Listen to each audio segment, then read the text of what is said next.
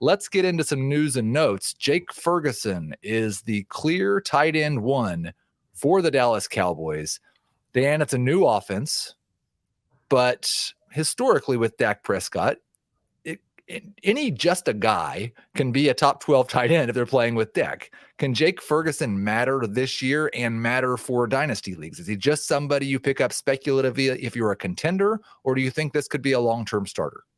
I like him more in redraft than I like him in dynasty. I think Luke Shoemaker was a tight end prospect I really liked studying coming into this draft class. I think they went up and drafted him in the second round when some people rejected him as a day 3 pick based on age because they saw the film. They really liked the film.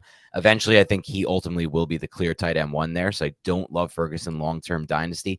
Redraft, I have a small amount of interest, the redraft type keeper, but I just think this offense is going to look a lot different going from Kellen Moore to Mike McCarthy. And the Mike McCarthy offense of the past with Rodgers and even offshoots of it like Ben McAdoo's Giants really did not feature the tight end much. Maybe you can say there weren't good tight ends in Green Bay or with the Giants during McAdoo's time, but I think there will be a little bit of a downtick, especially with Brandon Cooks there taking targets. So I'm not really high on Ferguson, both redraft or dynasty.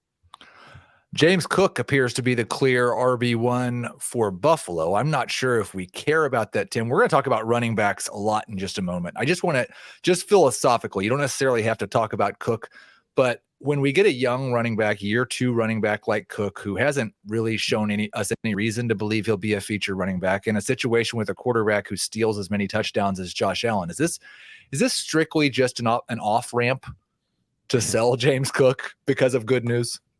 Well, I think it's interesting when you look at Cook.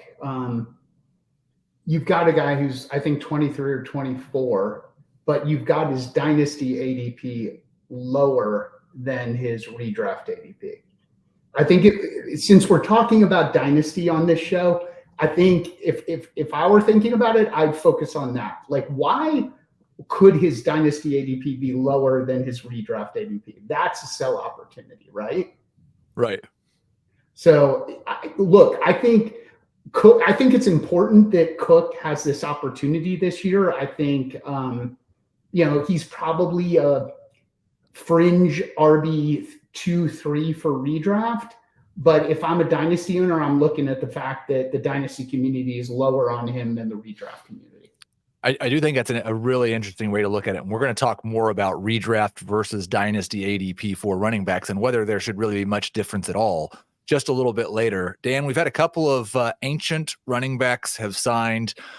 Marlon Mack signs with the Cardinals, and that's a situation where, like, we've kind of been talking about this. Keontae Ingram, another young back, really the only guy behind James Conner, and so he had a little bit of appeal in that type of stash profile. And then also the Colts, we know the situation with Jonathan Taylor there. Zach Moss broke his arm. They signed Kenyan Drake.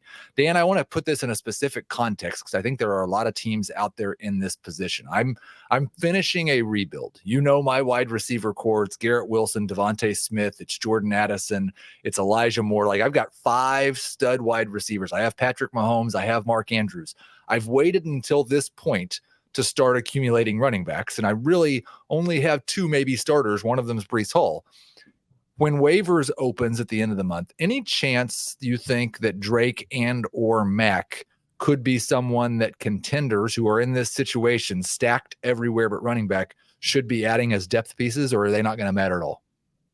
I don't really foresee either of them mattering too much. Marlon Mack, it's been a few years since he's made an impact. I think the injuries have really taken a toll. Now, I don't know. I wasn't there for the workout when he had with the Cardinals. Maybe he's back to pre-injury form. But even that version of Mack was still someone who I thought didn't do a great job of processing his blocks, didn't see the vision there. So maybe somebody who they used to spell Connor. I don't even know if he would take over third down role. The other one is a little more interesting, Kenyan Drake, but I tend to be on the side of Jonathan Taylor will be there week 1. Jonathan Taylor will be playing week 1. There's really no leverage for him. There's really no option. I don't look the Jacob Taylor Barkley holdouts or whatever you want to call them. To me, they never really factored into my rankings at all because I just don't foresee there being any real path toward them sitting out or being the only thing that's factored in for me was the fact that Jacobs and Barkley did not get the extensions, and so they don't have any security beyond this year if an injury happens to those guys. I like knowing that there's some security beyond this year, because those guys 25, 26 years old, they're like, for dynasty players, they're thinking, man, they're starting to get old. But the truth is they've probably got 2 to 3 years of the type of production that we would have expected in a running back's peak. If they had 2 to 3 years of contract, I'd feel better about it. That I agree with. I think maybe the one thing that's maybe holding me back on the other side of it, the Colts side of it with Drake, is I am higher on Evan Hull than most. I feel like he was a really good prospect, and more importantly, in what he can do to get on the field right away, because he was good in pass protection at Northwestern, and he was good in the passing game just as a receiver. So that, to me, and maybe I'm overstating that or overestimating where he is right now in his progress. Right. So it's different to pick up an NFL offense, but it kind of makes me less interested in them claiming somebody like Drake off the wire. So, Tim, speaking of that contract situation, I want to know if that matters at all to you. Miles Sanders received the biggest free agent contract this offseason at running back to join the Carolina Panthers. The reason today has turned into Miles Sanders Day is because Josh Norris of Underdog shared a video this morning of Frank Reich and Scott Fitterer talking to Miles Sanders, talking about reuniting him with Duce Staley, talking about him catching 50 passes again, like he did when he was with Duce Staley. And so that's got people hyped up. It's finally got, like, people have been scared to say I'm the Miles Sanders guy. I've been the Miles Sanders guy. Now Chris Towers has popped out of the like we got 4 or 5 of them popping up on Twitter today. But with these running backs who are 25, 26 years old, does it matter to you in terms of he's got a contract that shows he's going to be on their team for the next 2 years and probably the next 3? Yeah, that does matter. So, you know, I don't know how far to jump down in the show.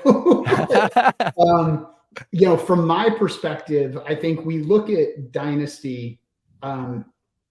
We're judging these players over like a forward-looking time frame, right? So it's almost like, from a financial perspective, like a discounted cash flow. Like, how many points are they going to score 5 years out, 4 years out, 3, and whatnot? I have started to look at running backs in like a 2-year time frame. I'm only really interested in what they're going to do this year and next. And I put a lot of weight on this year, right? A little less weight on next, and then a tiny little bit on the third. So yeah, Miles Sanders is a player I like in Dynasty because he's a player that appears to have value this year, next, and maybe a chance year 3. In that sense, I would weight him higher than, you know, some of even like the most elite guys, because you're able to get him at such a discount. Right. So yeah, I do think it matters. I think it matters from a value perspective. And that's like, this is leading into what we are going to talk about next. I'm going to go through my team in the Baked Burger Dynasty League. I think I'm the only person who has already completed my draft. I have 2 picks left, but I'm not going to get to use them. Can't imagine anybody's going to give anything for that.